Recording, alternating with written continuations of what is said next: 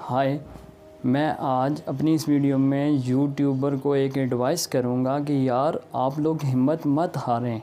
आप लोग अगर न्यू यूट्यूबर हैं या कुछ अरसा पुराने हो चुके हैं मगर हिम्मत मत हारें।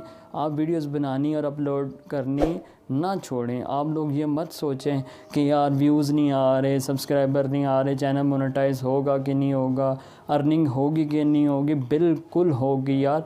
एक वीडियो ऐसी आपकी चलने की देर है, 1 से 2 वीडियोस आपकी चल पड़ी तो यकीन मानो आपका चैनल और ये 4000 वॉच टाइम कुछ भी नहीं है।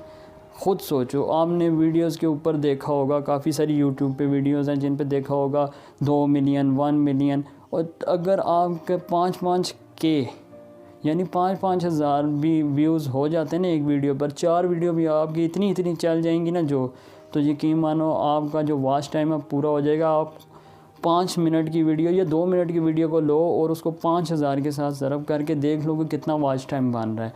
और जब आपकी 2-3 वीडियोस फॉर एग्ज़ाम्पल कर लें 5-5 मिनट की वीडियो है या 2 मिनट की वीडियो है, तो अगर जब आपके इतने बंदे देखेंगे तो आपका चैनल तो ऐसे वॉच टाइम पूरा हो जाएगा और सब्सक्राइबर भी आना शुरू हो जाएंगे। जब इतने ज़्यादा लोग देखेंगे तो उसमें से 8, 10, 15, 20 तो सब्सक्राइब करते ही करते हैं।